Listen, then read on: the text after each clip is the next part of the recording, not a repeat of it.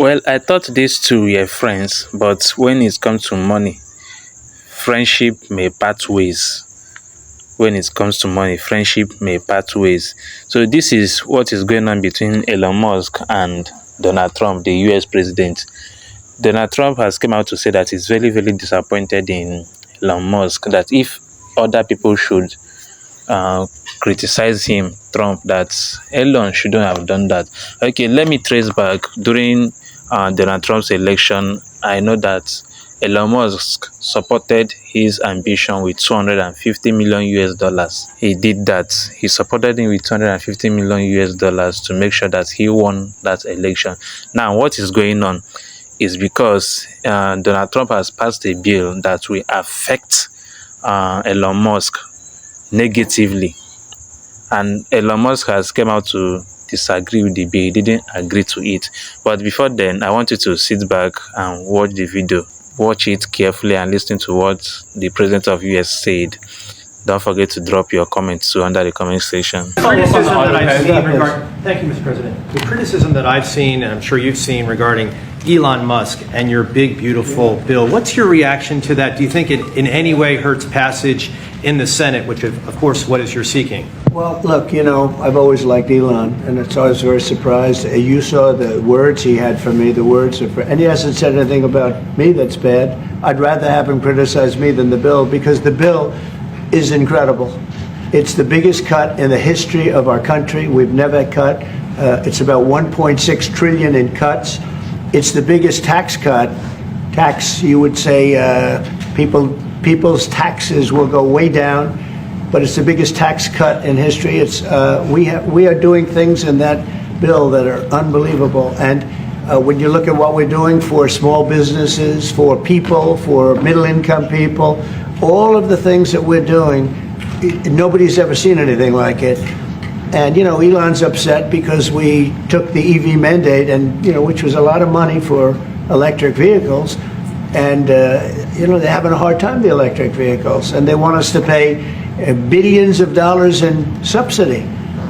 And Elon knew this from the beginning. He knew it for a long time ago. That's been in there. That's been, I would say, JD, that hasn't changed. That's been right from the beginning, Mr. Secretary. That hasn't changed at all, right from the beginning. But I know that disturbed him. He wanted, and rightfully, he recommended somebody from that he, I guess, knew very well. I'm sure he respected him, but to run NASA, and I didn't think it was appropriate. And he happened to be a Democrat, like totally Democrat. And I say, look, we won. We get certain privileges, and one of the privileges, we don't have to appoint a Democrat. NASA is very important. We have great people. General Kane is going to be picking somebody with our. We'll be checking him out, seeing. But he wanted that person, a certain person, and we said no. And I can understand why he's upset. Remember, he was here for a long time.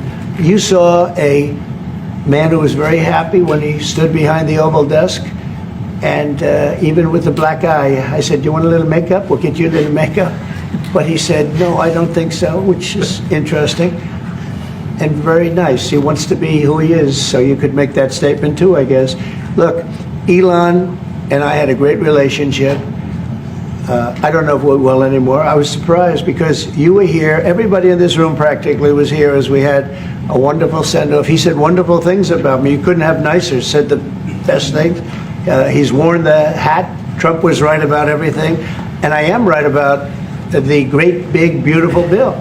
We call it a great, big, beautiful bill because that's what it is. And again, biggest tax cuts in history, biggest economic development moves anywhere. We've never done anything like it. Business is spurred. And I don't know if you've seen the numbers, but the numbers came out. Even the CBO, which is run by Democrats, said that we're going to be doing, I'd like you to discuss it, the 2.8 trillion, that CBO. This is a group of people that are Democrats. They're very hostile to us.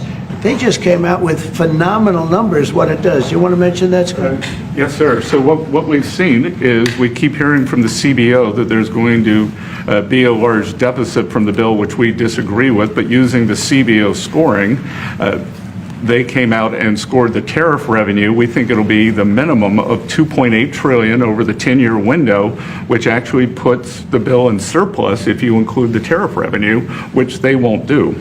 It gives you a tremendous surplus, but we're not allowed to use that. For some reason, they say scoring. Nobody knows what scoring means. Maybe a couple of people, but nobody. Somebody sits in the background. They say, well, we're not going to allow that. They're not allowing other things that we have that are tremendously profitable for our country. But if you saw the other day, CNBC, they came out with numbers, and the people on the show, very good people, I've watched them for a long time, they couldn't believe the numbers, how good they are. The numbers were incredible, and that was personal income and also very low inflation. We have very low inflation. We're down to 2% now, and maybe even lower than that. And when I took it over, it was a mess. Remember, we had the worst inflation probably in the history of our country. They say 48 years, but let's say I think it's worse than that. So we had the worst inflation in the history of our country under the Biden administration. Now we're down to a beautiful number, 2%. You'd actually like to keep it there. Better than zero is 2%. It's going down maybe to 1, and 1% is like perfect. That's perfect. You don't want to have zero for certain reasons that nobody is very interested to listen to. But we have almost perfect inflation. Grocery prices are down. Everything. Remember eggs? Eggs, we weren't going to buy another egg for the next 20 years. They were so expensive, right? Remember? You guys all hit me about eggs. Eggs have come down 400%. Everybody has eggs now. They're having eggs for breakfast again. But if you look at gasoline, very important. I think always the most important because it's the energy is the biggest factor. That's what happened. He screwed up our energy policy, and everything went up because energy went up. But now energy is way down, and they have states where you're at $1.98 a gallon for gasoline. So the costs have come way down, and one of the things I ran on was that. I ran on the border. We have the best border in the history of our country, 99.99%. It was last week, 3 people came in, 2 of them for medical reasons. We let them in because one of them had a heart attack. I think it was a nice thing to do, and one of them had something else. So we've never I had very good numbers for 4 years, but we really topped it. And I want to thank Christie and Tom Homan. They've done a fantastic job. But nobody mentions that anymore. Remember, a few months ago, the border was a total disaster. People were coming in by the hundreds of thousands of people a day, a week, a month. I mean, we had a month, 2 million people came in 1 month. The border was being overrun, and a lot of bad people, criminals, murderers, drug dealers. We had some of the worst people in the world coming in from all over the world. It's totally closed. And you know what? People are coming into our country, but they're coming in legally. So we've done a great job. Elon knew that. Elon endorsed me very strongly. He actually went up in campaign for me. I think I would have won. Susie would say I would have won Pennsylvania easily anyway, even if the governor ran, the real governor, not the governor from Minnesota, he's a sick puppy, that guy. That poor guy, I feel sorry for him. But they made a bad choice with him. But if you pick Shapiro or anybody else, I spoke to him recently about his house being set on fire, which was terrible. But if they picked him, I would have won Pennsylvania. I won it by a lot. But I'm very disappointed because Elon knew the inner workings of this bill better than almost anybody sitting here, better than you people. He knew everything about it. He had no problem with it. All of a sudden he had a problem, and he only developed the problem when he found out that we're going to have to cut the EV mandate, because that's billions and billions of dollars, and it really is unfair. We want to have cars of all types. Electric, we want to have electric, but we want to have a gasoline, combustion. We want to have different. We want to have hybrids. We want to have we want to be able to sell everything.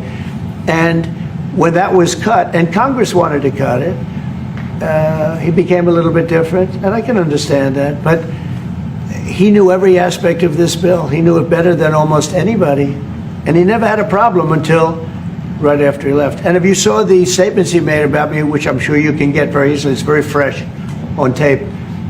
He said the most beautiful things about me, and he hasn't said bad about me personally, but I'm sure that'll be next. But I'm very disappointed in Elon. I've helped Elon a lot. Mr. President, I just want to clarify.